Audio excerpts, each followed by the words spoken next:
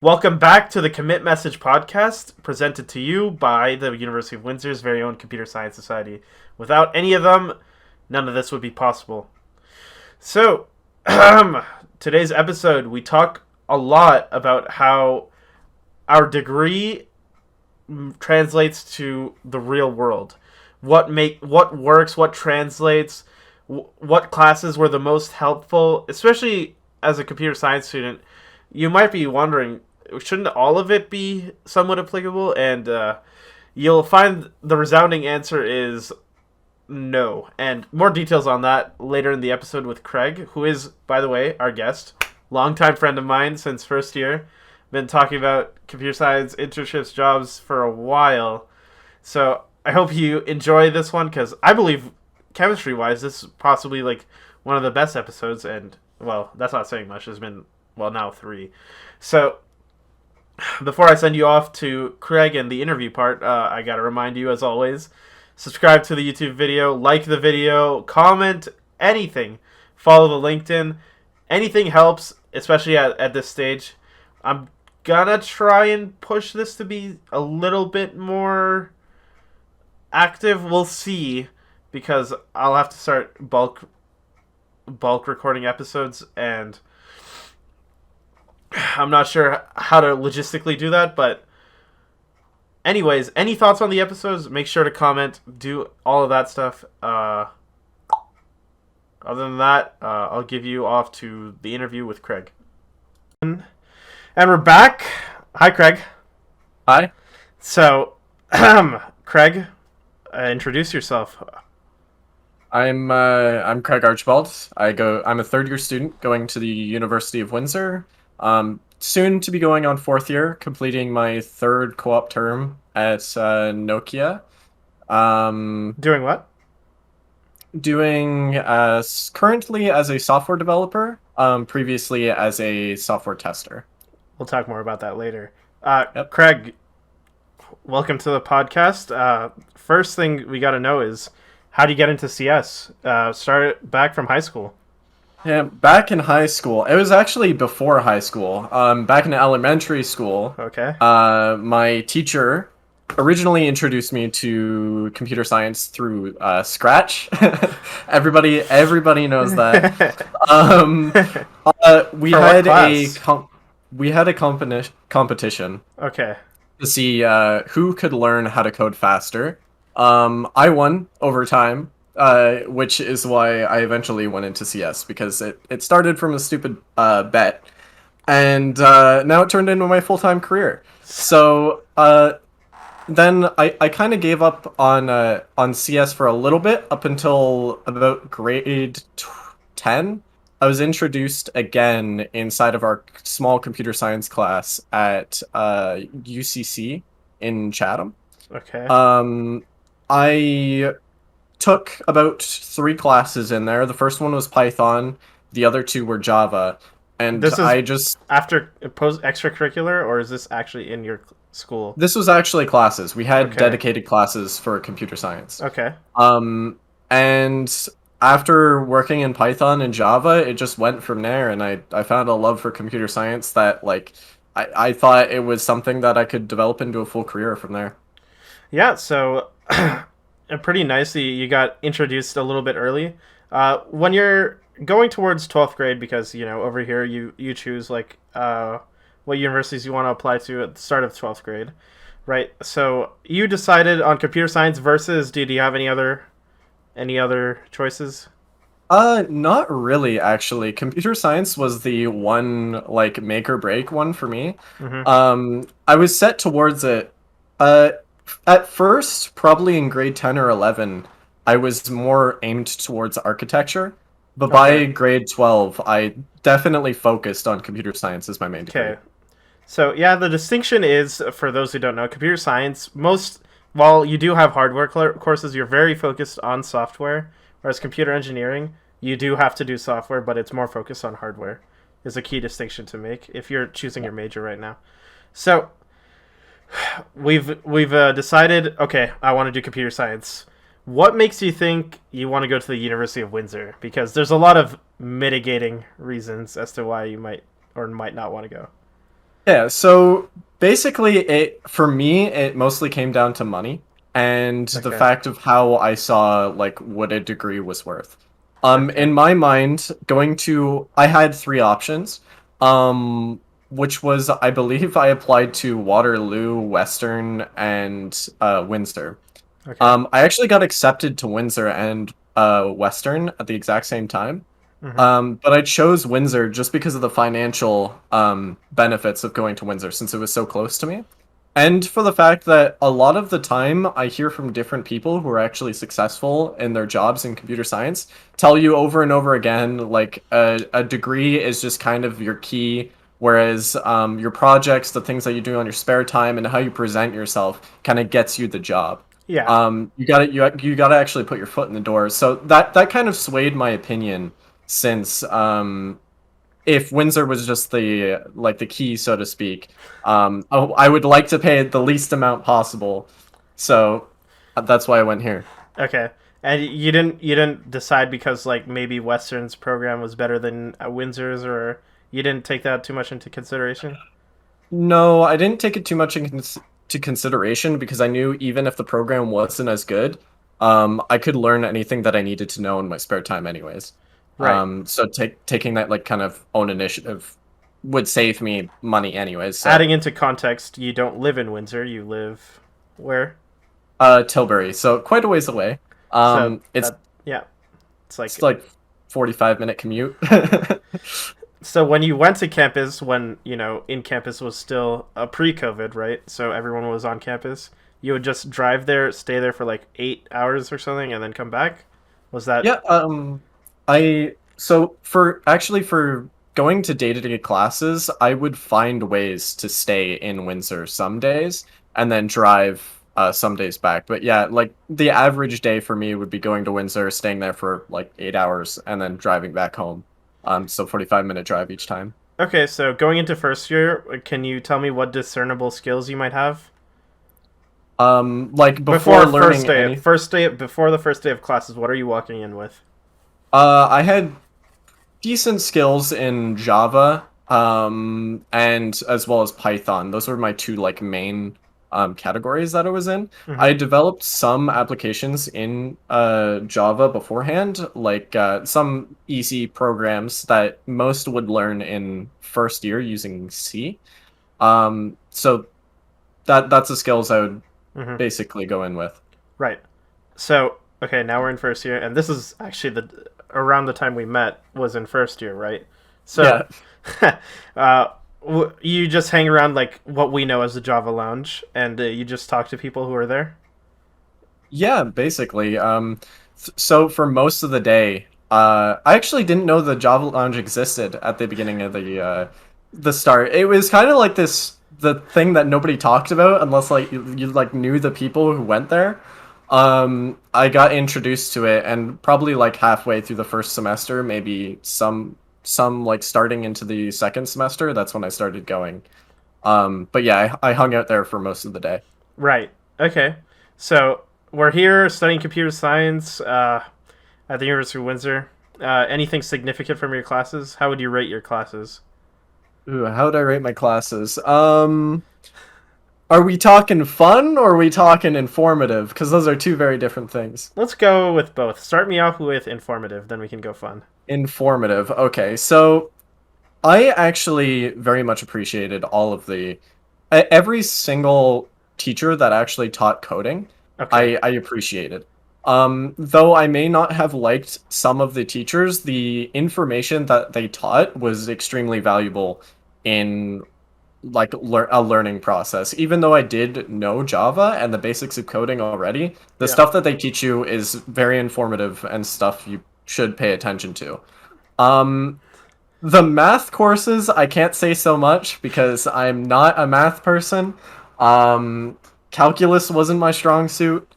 I didn't take too much away from that, but definitely the coding courses, like the first C class is pretty good. Definitely systems programming is something that stuck with me, though I think it might have been second year. Yeah, it was Um, second year. yeah, so it's kind of far back though, so I can't say particularly what stuck out to me Yeah, so so much. for those who don't know, when you sign up for a computer science degree, a lot of people have this false notion that like you're just gonna be coding all the time, when in fact, I would say the breakdown is like 33% programming, the other 33% is math related or theory, and then A the other lot of 30, theory. and then the other 33% is a lot of like miscellaneous stuff. For example, like architecture is a little bit miscellaneous, and then you have a bunch of like filler classes you have to take. So yeah, computer science is a mixed bag in terms of like what you're actually studying. So let's go on with how fun you thought these classes were How fun. in first year at least. First year. First year, I don't know if I had fun in any of my particular classes other than, oh boy, maybe my second C class, but that was mostly just because of the friends that I had made during that time. And how significant would Um, you say having friends in computer science is? oh, it's amazingly important. Um, Alone for the studying kind of habits that you develop from your friends, that can be very good. But also just the like keeping your mentality good Hmm. throughout university is very important, especially to have friends. A lot of people just want to like stick to themselves and trying to stay and that like study mentality. I got to stay by myself, but that can really like destroy your mental and Yeah. make studying not fun. Okay, so we're here. We've completed first year. Anything to say? Any significant classes maybe that were Um, maybe Calc two prob- or yeah. Yeah, Calc 2 was probably the most significant class that I can think of. That one was kind of the hardest one that you're looking forward to. Um, if you get Sarker, he's a little bit harder on you, but he's definitely a treat to watch during some of his classes. And then Um, yeah. yeah, So first year ends. Did you take summer at all? Anything in summer? no, nothing in summer. So you just chilled summer. Second year comes around, and then you have the infamous Dr. Sin class. But Yeah, before we get to that, you are in co-op, right? At this point, yep, co-op meaning the internship program at the U. So yep. okay, we're here at the second year.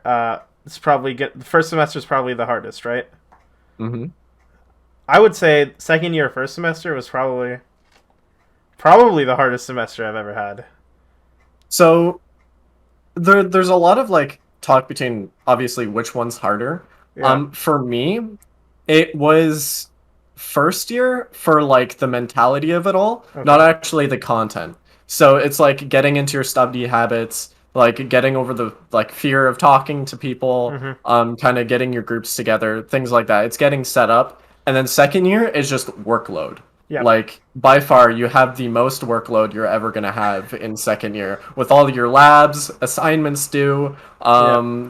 Definitely that class with sin and like architecture is all thrown on you all at once and you just got to deal with it. Yeah. Um, so workload is definitely second year. Like I Would you can see how say that. the University of Windsor like kind of like does like this weeder period between first year second semester and second year first semester, where like they try and weed out like weaker students from the CS program? Um, I would say in some degree it feels like it. Yeah. Um, in some of your classes, especially integral calculus, which are mandatory, and you don't feel like they really like belong in your degree, it kind of just feels like it's just a real hard thing to try and accomplish. It kind of feels like that, but at the same time, like as long as you work hard and get through Yeah. it, like it's all right. So how would you say COVID, because second year first semester, right? The real COVID semester, right? So Yeah. how would you say COVID affected school? For me personally, it didn't. It sapped a lot of my motivation to go to Yeah. class. That's for sure. A lot of the time, my mentality was just like, "I'll watch it later," and then I would never watch it. Um, Control F the slides. That's good enough. Good enough study. So definitely, like being in person makes me more motivated to go to Yeah. class, and like COVID kind of stripped that away from me. That was the probably the biggest factor of what COVID did. Yeah. Okay. So we're here, second year, second semester now. Just I don't think that semester was particularly hard. Do you have any thoughts about like any classes you took in the second year? Second year, Uh, Systems programming was probably the one that I loved the most, which Yeah. is what I said before. That class still sticks out. So Um, yeah, the for people who don't know, it's like Unix programming. It's low level C. Uh, Yeah, yeah, it's it, just stuff the with the man pages, right? yeah, the foundation that it gives you for a lot of stuff is actually very useful. Hmm. And some things that I found in that class, I can think on now, and using that foundation, I can kind of extend off of it a little bit. It's a very good foundational class. The other class that stuck out to me the most was obviously 231. Yeah. So Comp The go 2310. yeah. It's rough. It's Everybody says it's rough. It's rough. The many sleepless nights studying, Yeah. going through all of the courseware. Um, it's definitely living up to its name for when I went through it. As long as Sin is teaching it, right? Because I heard the other guy was pretty easy. Binias. I couldn't comment on that. I've never seen him. I heard a lot of more people did pass when he was teaching. Okay, so meanwhile we're doing this, and we're doing some sort of thing called the transform course for our co-op, right? How did Hmm. you like that? Because okay, before I ask you, let's set the stage a bit. Transform is a course where the co-op program makes us learn how to get a job. Although, if we're being 100% honest, the advice is kind of outdated or kind of not right. So, for example, they have for CS students, put your address in your resume. And I, as a career advisor, I don't recommend that. Right? There's no reason to have your address in your resume or even in your cover letter. But Yeah. what could you think? What could you say about the transform course? I definitely agree that some of the advice that they provide is a little outdated Yeah. and from kind of a different time, especially in a career like ours in computer science. We're a little bit more updated. Yeah. So the stuff that they teach is even worse for us, I'd say. Hmm. Um, Trying to think of some things that they said. One of the pieces of advice that they told me was that you should not worry about putting everything on one page. But the thing that computer scientists like to see, especially when you're applying for a job, is they want everything on one page. They want you to Yes. find the most important details and fit it all on one page because that's what they're looking for, a person who can understand importance and like put it all together in something that they can see. Especially because they just read through a resume like super quick. I forget what's the statistics of how many seconds somebody spends looking at your resume, but they just look at it and then go. They might not even read a second Yeah. page. So that one's definitely outdated from what I've hear and experienced. So we passed that. Now we're in the applying phase. What does your resume look like? What projects have you built? Before we talk about your first ever co-op or internship, what does your resume look like heading into this Um, experience? by that time, I actually had uh I had no projects, or not a lot, on my belt at that time. When co-op started coming around, I actually took some initiative and created a Discord bot, so I had something to Yeah. put. That's all they're looking for is like something on your resume. So Hmm. using Python, I made a Discord bot for the D&D group that we had at the University of Windsor. Okay. Created some stuff that sifted through CSV files, posted some different statistics and whatnot on Discord. Yeah. The main part of it was my proficiency with Python and API that I could find over the internet and learn Hmm. as quickly as I did. Posted that on my GitHub. Also included some projects I did in school. I listed some of the awards that I've gotten in high school, which is what I had. I had my high school job on there. I Yeah. was working at a fast food restaurant. That's the only work experience that I had other than corn detasseling.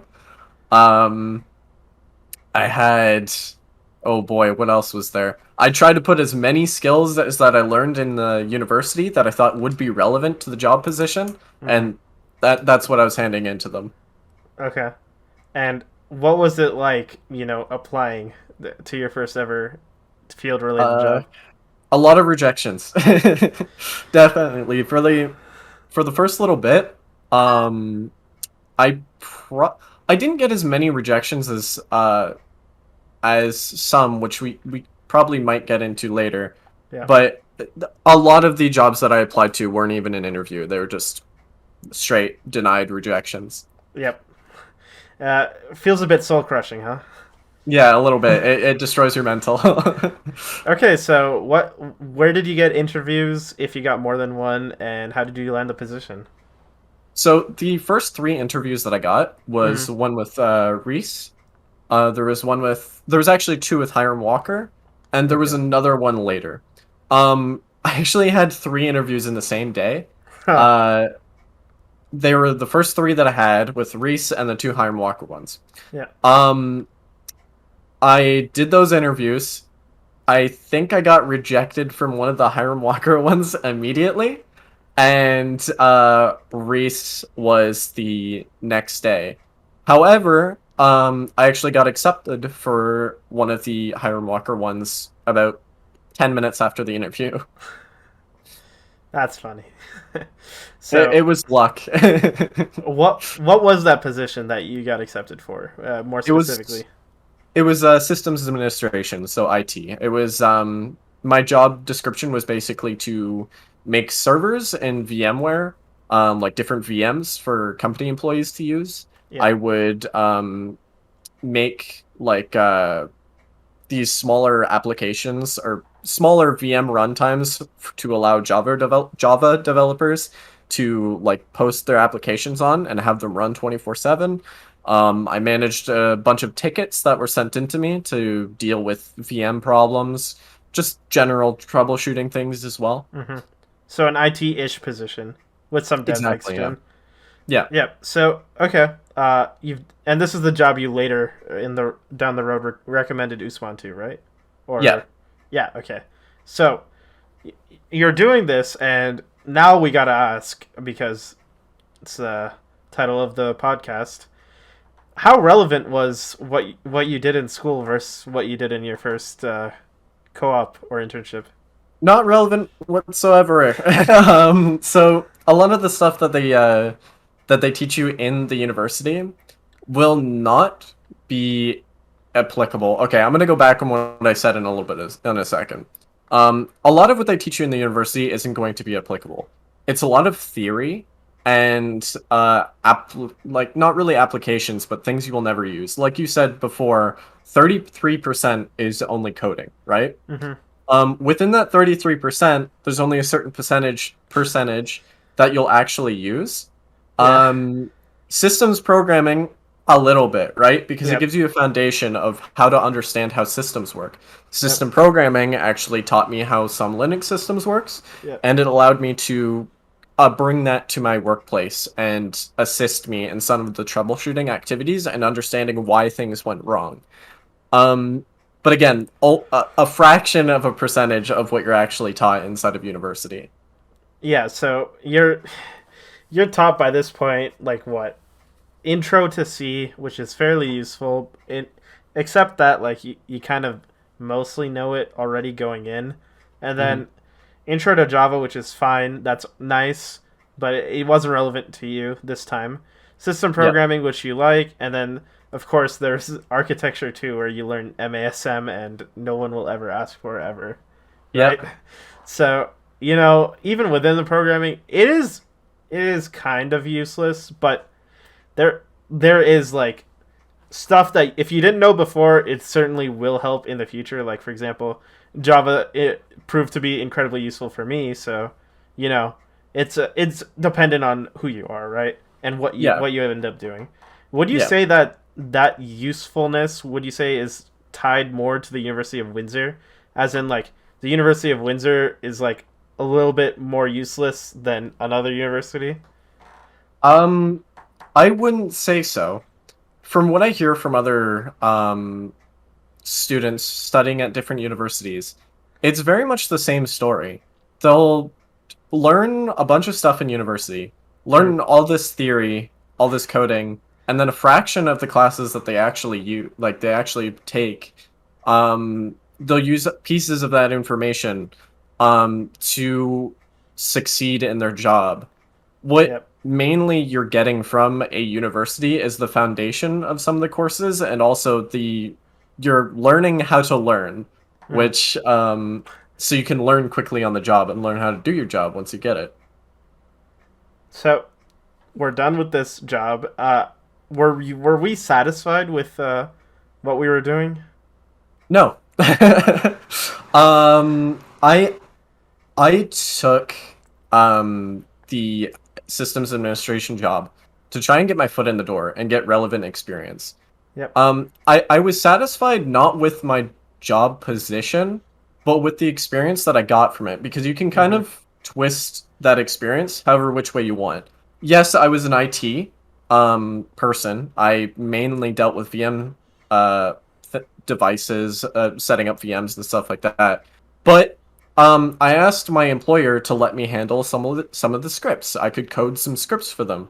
Hmm. Even though I was working in Bash, that's still relative and relevant programming experience, which other co-ops will take into account. So Hmm. that's the part that I was satisfied with, the experience that I got from it. I wasn't satisfied with the job position.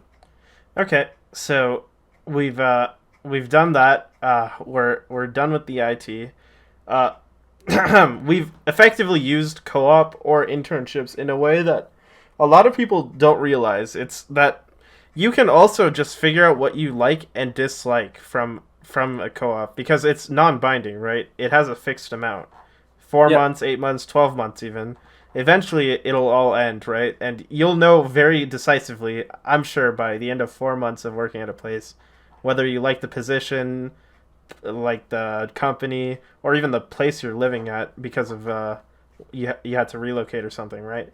So that being said, you move on, third year, first semester. We're applying again. What's is there a difference here? Are we applying more outside of the co-op postings, or do we Sorry, change our?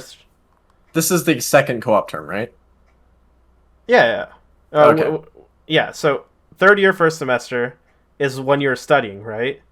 But Yeah. you're also simultaneously applying to the winter. Yeah. So Um, what's the I strategy looking like? Resume the, changes? Anything? the difference here is I used the relevant experience from my Hiram Walker position Mm-hmm. to actually make myself a more desirable uh, employee for a company. Mm-hmm. So I knew with experience, I could go for a position that I wanted this time. Mm-hmm. So instead of just broadly applying through absolutely everything to just pick up whatever I could get, I applied specifically to the jobs that I wanted, and like I thought, I got a lot more interviews this time. Okay. So let's hear more about it. Interviews, offers. How many we got? Applications even. I didn't wait to see how many. I applied to first round. I applied to a lot of Nokia positions. I think I got probably about two or three interviews almost immediately, and I applied to the first Nokia position that I had, Or or you? I accepted the interview. Sorry, that they gave me.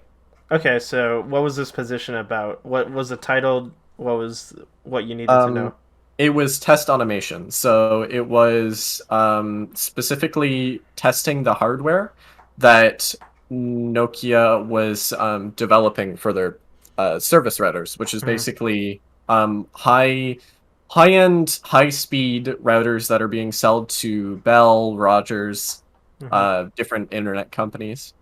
Yeah. So you did automation testing for the people in the teams who build those, right? Yeah. So okay. Uh, we go into the interview. What are the without going into too many details, of course. What's the interview like? Are there any questions they asked you that might be Yeah. important? A lot of the interview, you'll go in thinking they're going to ask you a lot of technical questions, but they don't. I think they ask you technical questions disguised as puzzles. That's the best way I can describe it. One of the questions in specific was, say you had a ballpoint pen that you were trying to develop for a company. How would you test that ballpoint pen? And they ask you to list off as many as you can, and it's a little stressful because when you think there's no more, they're like, and what else? Um, So you got to keep listing creative and different ways to like you got to list all these ways to test this pen. One of them was like test it at a high altitude to see if the ink would like still work at an Mm, extremely high altitude. Things you wouldn't think of normally unless you could, in which case props to you. But yeah, like questions like that. There was a different question, whereas if you're they gave you a scenario where your router was messing up whenever you were listening to Spotify. You would have to go through testing to see if it was actually Spotify, if it was actually your router, if it's just the internet company, like what is going on. You had to go through different steps on like your process of how you would fix it. That's one of the other questions that they gave. okay, so how many rounds were your interview, or was it just one? Just one. Okay, just one. And how long did you have to wait for to hear back?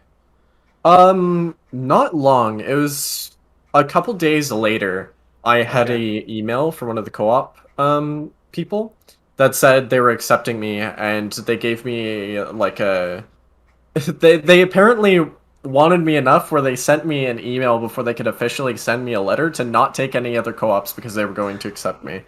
That seems nice. Okay, so now we fast forward, third year, second semester. Has school taught us anything for what we're doing, automation testing?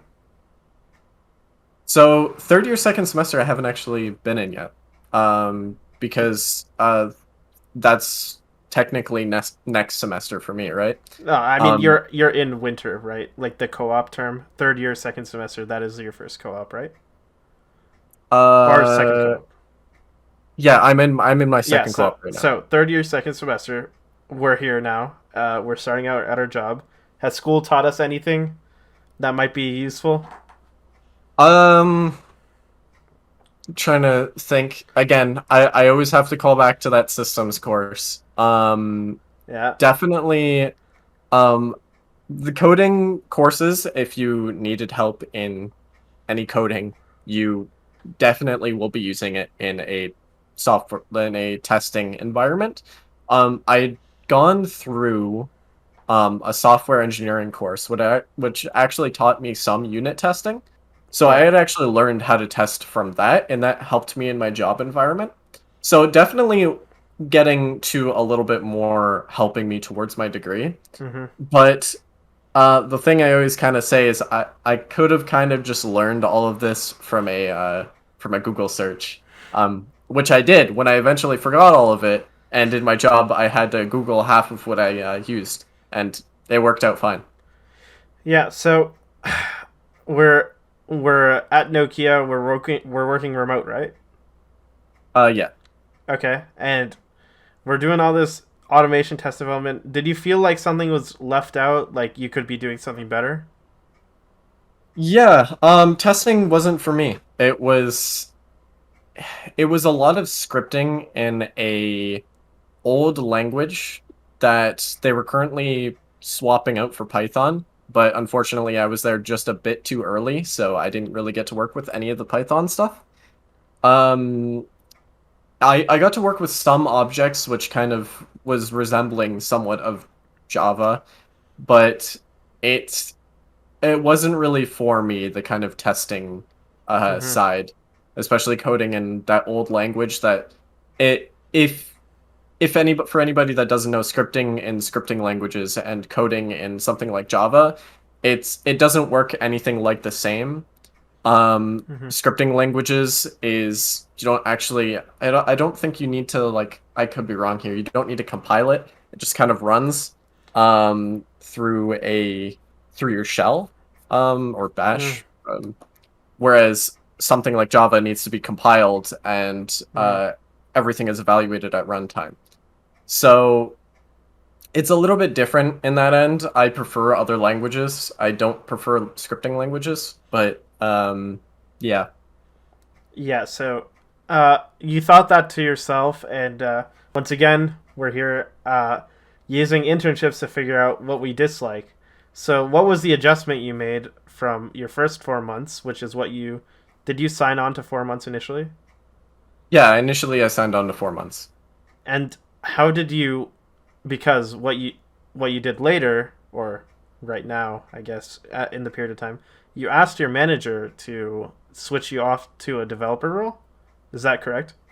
Not almost. I was kind of looking to make a kind of horizontal career move. I didn't want to lose the opportunity that I had at Nokia. Well, I kind of had my foot in the door. I didn't want to lose that job and then have to reconnect with them later. So within the job, while I was working, I used some of the time I had after work to kind of scour some Nokia positions that were left open. Mm-hmm. And one day they sent out a couple emails about a software dev position that was opened. So I quickly asked my current employer to refer me to them, and I got in touch with the person that was actually opening up this role in like software dev, and Mm-hmm. I got into contact with them. And then you just shifted. You switch teams entirely because it's Yeah, a I yeah. Okay. switched teams entirely after my co-op term ended. Yeah, Yeah. Okay. So you're basically at a new job now, although it's yeah, the same company. yep. So, how do we like this new role? We're That's your role right now, right? Yeah, it's still not exactly where I want to be, but Mm-hmm. it's a lot closer. I'm currently coding in Java, Me and you developing both, man. some. Yeah, it's great. Um, I'm currently doing. I'm fixing some JUnit tests. I'm doing some other testing, but I'm also coding some objects and kind of applications. Not applications, but I'm coding some kind of back end stuff for Nokia instead of Okay. just testing this time. Okay. So we're making some features and we're testing now, Yeah, which is fair because even in my own experience, half of my job is like, well, I'd say like 40% of my job is unit testing whatever I made to. So yeah, you know, testing is just an inevitability. I think when you work for these large yeah. corporations. Well, Especially large corporations when they see that you have this is some kind of like thing I found when large corporations see that you have testing mm-hmm. in your resume, they will try to push you back into testing Oh. because not a lot of people want to do it. A lot of software developers actually get pushed into testing, even though Mm-hmm. they didn't want to do it originally, because of this. So definitely for anybody who's doing testing like I did, try to push for that like software dev role even if they want to push you in that, like don't be afraid to, as well, if they're like, oh, I believe you might be good for this position in testing. Mm-hmm. If you want to be in software dev, don't be afraid to like push for it a little bit. Yeah. They won't get mad at you. They'll definitely take that. And if you're more motivated to do that certain position, they will actually accept that because they don't want somebody who's not motivated doing a job because they just won't do it. They would Mm-hmm. rather somebody who's extremely motivated to do some sort of software dev and have somebody less experienced rather than having somebody more experienced but just won't get their work done because they're not motivated. Right. So now we're in software development. We're not exactly where we want to be. You want to tone down the testing a little more. What does this mean for like the future? Because you're done your co-op terms now. All that's left is school, and then on the actual hunt, right? Which everyone's Yeah. looking forward to. So, I actually had a close call recently with a job I might have had right at a university, but Mm-hmm. I just missed the timing on it. And it was from my previous workplace at Hiram Walker. They were going to offer me a full-time software dev role. Um, sorry, as soon as my university was completed. Unfortunately, my university was too far. The graduation was too far, so I didn't get it, but they told me that I might be able to like reapply in about a year. So generally what I'd say is my plan is just to complete university, say like the last term, start applying to a bunch of the jobs that I had previously been into and like basically seeing if they have any software developer roles or applying elsewhere for a bunch of software developer roles. So Long term, if you thought about this, what do you think about applying to the United States, possibly? Because that's like what everyone wants to, kind of do. I have an unpopular opinion. I don't want to go to the States. I want Right. to stay in Canada. Um, I I definitely like free healthcare. um, but I go to I have some health conditions sometimes, so definitely staying in Canada is actually financially better for me. Mm-hmm. Especially if I have to go to clinics all the time, hospitals. Mm-hmm. That would be too much of a financial burden on myself, unless for some reason I got a job offer that gave me like full benefits that's saying I got free healthcare. Then yeah, of course I would go to the United States. But yeah, I have that unpopular opinion that I just want to stay in Canada. Yeah, I mean, yeah, that's fair. Do you plan on staying in Tilbury? No. Hard no. Definitely I'm planning on either moving to short term, I think it's Windsor. Okay. Renting out a place in Windsor. Long term is one of like the big three, right? Like Ottawa, Toronto, or Vancouver. Yeah. um, Seeing if I can make it out there. But I wouldn't be opposed to staying in Windsor. Mm-hmm. You're looking for a remote, or you don't really care? At this point, I think remote is just better. It lets you live wherever you want. You don't have to make that commute. Especially now after whatever happened within COVID, Mm-hmm. it's forcing a lot of these bigger companies to allow their employees to go remote. And at least if not fully remote, you only have to go in once a week. Um, Hmm. so definitely something I'm looking for is remote. Maybe if it's in a good location, I wouldn't be opposed to in person. So we've spoken a lot about how useful your degree is, and what you're going to do in the future, whether it's Windsor or somewhere else. What do you think that, in summation, up until now, I guess, is your experience with the University of Windsor and maybe its co-op program? Like kind of how I feel about the co-op program in the Uh, University of Windsor. yeah, I need your thoughts. You're about to make me expose all of the university.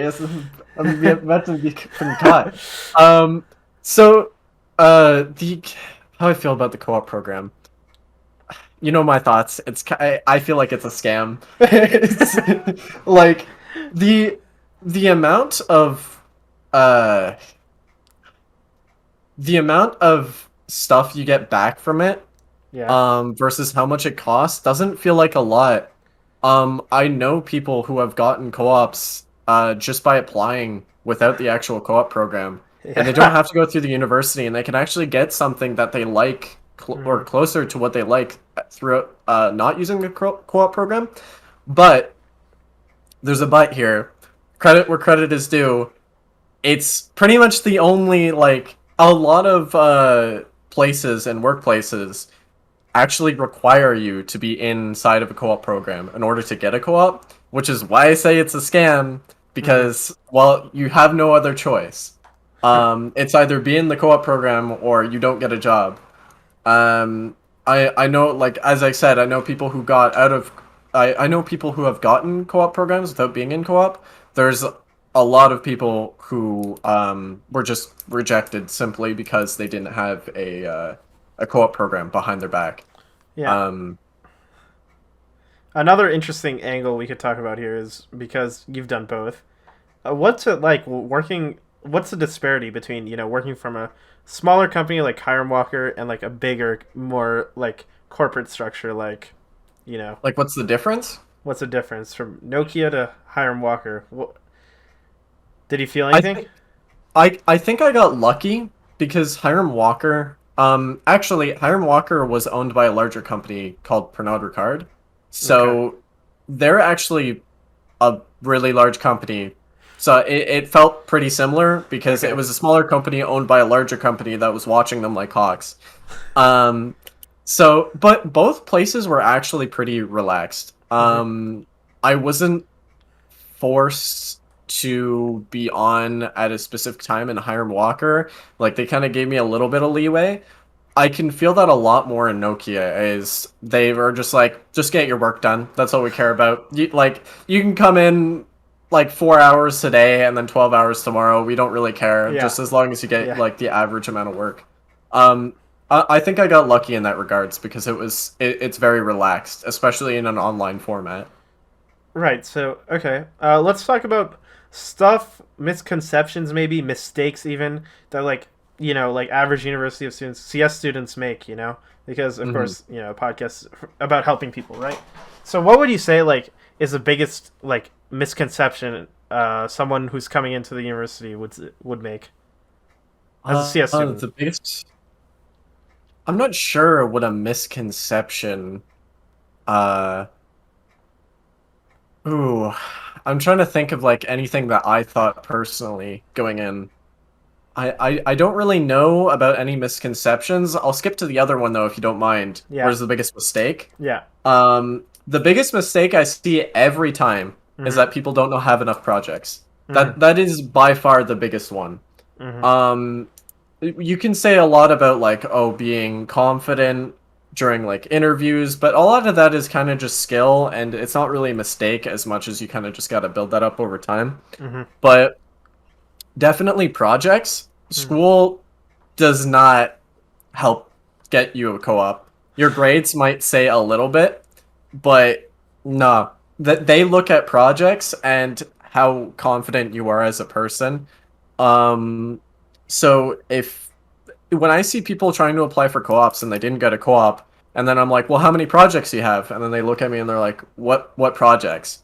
And then it's uh like my guy, you played yourself. Because you got to think of it from an employer's point of view.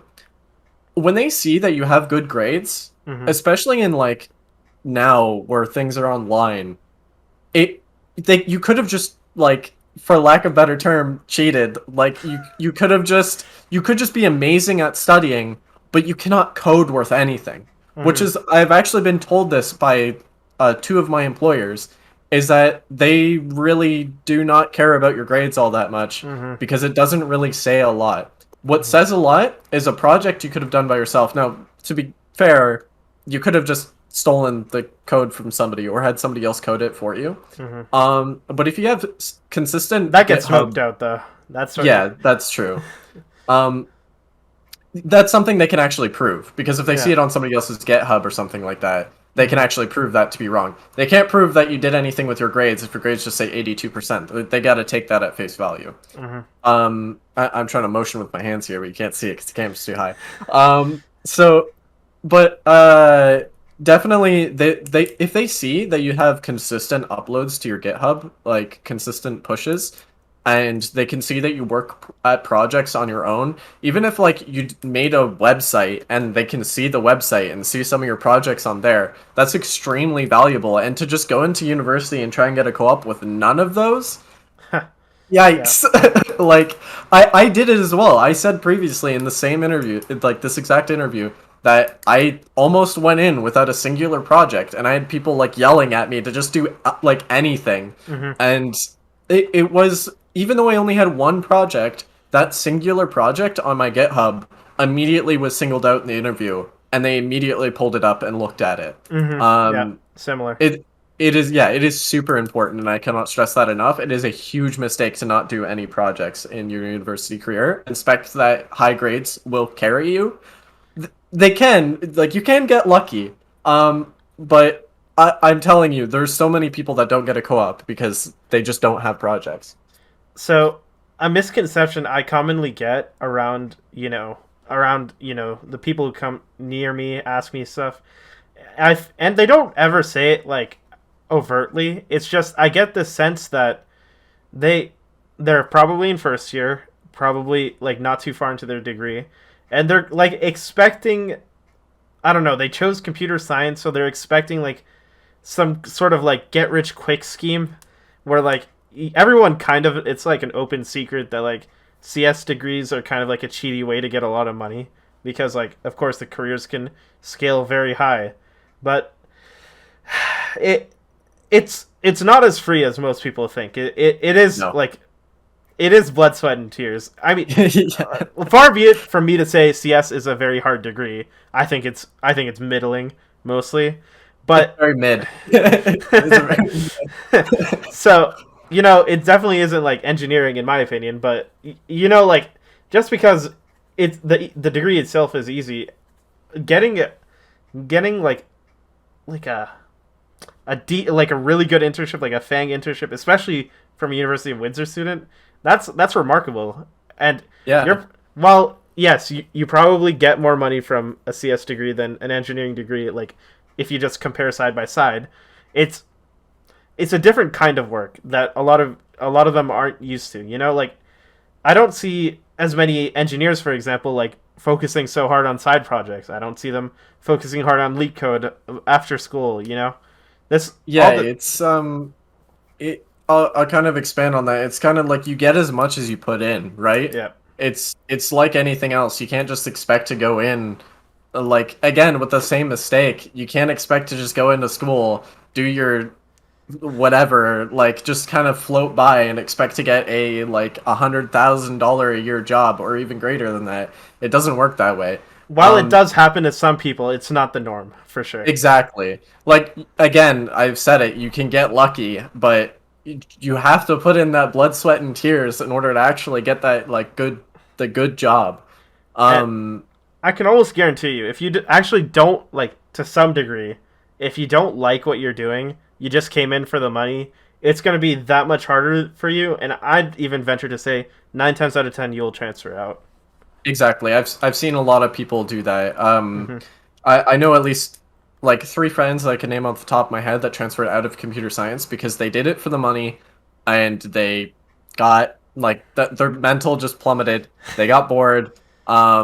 It's definitely something that requires a lot of work. And if you're just doing it for the money and you're not passionate about it, you're gonna run out of passion for it, and it's just you're gonna want to switch. Usually people switch to like math or like Yeah. like history or something else that they took that they just find more enjoyable. Another common misconception is, like, so, I have to, like, grind X amount of leak code questions to get into a huge company. Now, while that might, while that might help, or, like, it definitely doesn't hurt to grind, like, thousands of leak code questions. I can't find anyone that I've talked to that is actually in a big company and grinded like a million questions. I find it that like these people kind of like figure out like 30 or 40 questions and then they kind of figure it out from there. But Yeah. do you kind of feel the same way? Like my interview was not as hard as like leak code was. No, Not even easy. I never even used any of these questions. Um, Especially like you mean like preparing for the interview process and things Yeah. like that? Yeah. Um, the At least for questions the that they internship level. at least the questions that they ask you at the internship level don't require that. And if you're kind of over preparing stuff like that, just at that point just start doing some more projects. Like you could spend better time on something else. Because definitely in the questions that they ask you, they're not looking for the questions that you might find on those what is it, lead code. I never even heard of this. That's how little Wow. I know about this. Okay. Um, That's crazy. yeah, I like because when I had my second Nokia interview, they actually asked me a bunch of stuff about Java. Yeah. Though I had a lot of application knowledge, but not a lot of like word-based knowledge, like what things are called. You didn't know Um, what polymorphism was? yeah, exactly. And I got that question completely wrong, and I just told them, I'm like, yeah, I have no idea what that was. But they're like, then they asked me the question again in the way of how I would apply something, and I perfectly explained what polymorphism was, but in the way that I would code it. I just didn't know what the word was.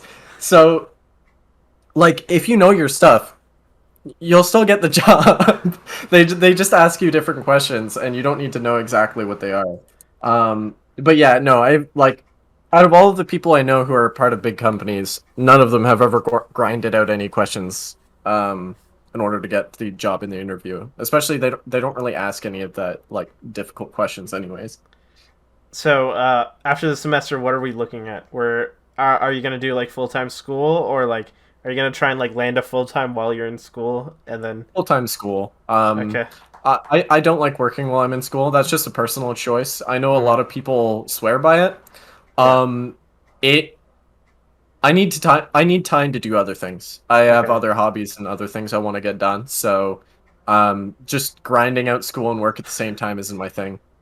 But yeah, I mean, when you came into university, do you have any expectation to like what you might be doing now or like after you graduate, just for a reference? Expectations before I went into university. A lot of teachers hyped it up to be this incredibly hard thing where I was going to be like day and night studying, like doing nothing else, no more fun things ever.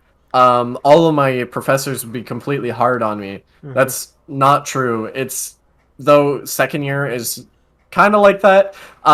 But every other year is kind of laxed. I definitely what I thought beforehand and what I experience now is not at all what I thought was going to happen. Hmm. What Did was you the second expect part? that you would come out of? Did you expect that when you graduated, Google would come down to you, specifically name you Craig, and give you an offer? No, no. Um, though I was under kind of the I was one of the people under the misconception that getting a computer science job was going to be easy.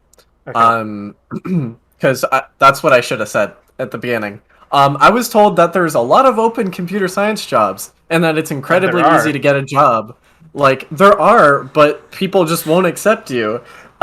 Like because people are taking them left, right, and center. Um, so there's a lot of computer science jobs open too, but not Mm-hmm. maybe not ones that you'd want. Mm-hmm. Data Um, analytics. There's a bunch that some yeah, people there's more suited to other people, right? exactly.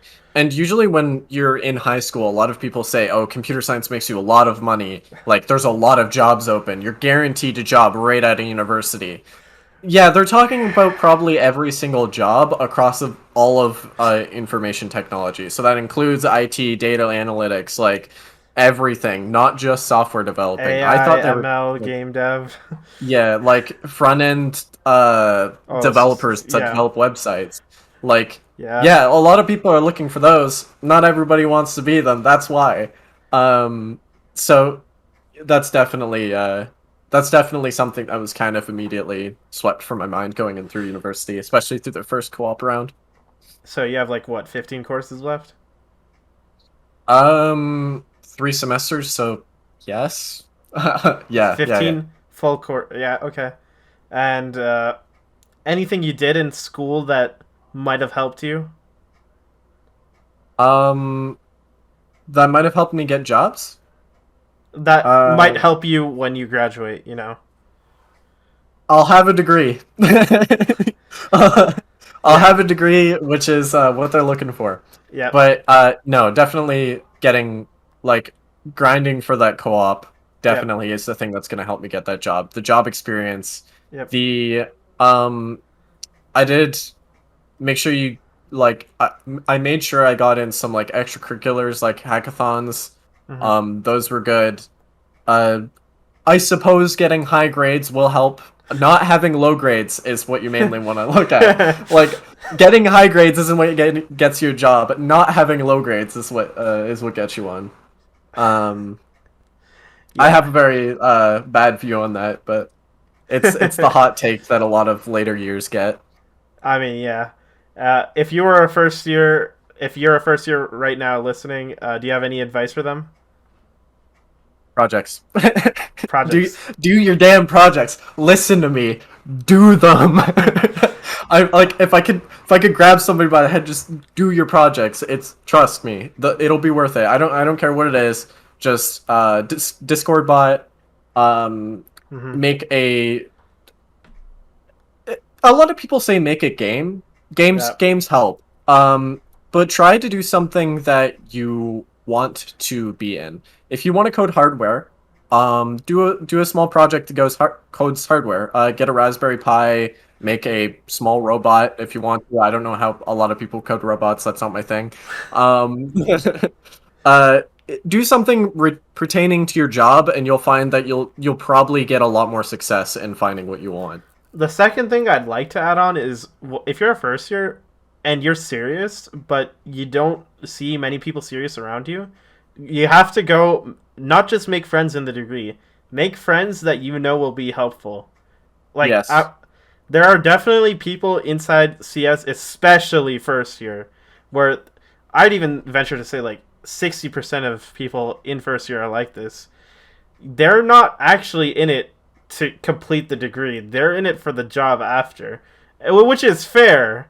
But everyone I know is passionate and who's still inside computer science is still interested in studying and then getting a job. People who aren't interested, who are only interested in one or the other, typically don't either make it too far or they're just not forward thinking enough, is what I think. Exactly. Surround yourself with people of like that mentality, Yeah. and you'll want to keep that mentality throughout all university. You won't want to give up. It'll let you keep that. It'll, as well as like some of those friends will push you farther to even Yeah. try, and you can always ask those friends for advice. Like, I mean, if you have a bunch of friends that you surround yourself with that are just trying to float through university, Yeah. not really doing anything, You're you're gonna gonna be want to do floating. the same. Yeah, you're gonna want to do the same. You're gonna want to float. Um, if you're trying not to float and you run into like some problem or something, they're probably not gonna be able to help. Uh, you want to surround yourself with people that can help as well. You can use them as a lifeline, and vice versa. You can kind of help each other. Yeah. Um, Well, we've come towards the end of the interview, Craig. Anything you want to shout out even? uh, do I want to shout out anyone or anything? I don't know. Props to you guys for making this podcast for all of the first years that probably need it. Um, that's probably the easiest shout out I ever got to do. But yeah, this is probably really helpful for all of them first years who Yeah. don't know where to go. Um, I definitely recommend this to people. I've seen the first podcast that you guys have out. Yeah. Watch the entire thing. It had a lot of useful information there. If anyone Audio hasn't issues, watched but it, bear with them. yeah, bear with them. You can't hear Zane that well, but if he definitely has a quite a bit of information that is useful and definitely good to check out. Yeah. Okay. Anything else to add? Anything? Did I No, miss anything you might have wanted to talk about? I think you got everything. And if I kind of rambled on a little bit, we've gone so far as to make me go past this video. I thought you said an hour, so I thought this was gonna be enough, but nope. Yeah. Okay. So thanks for listening, and we'll be back in another 2 weeks with another guest.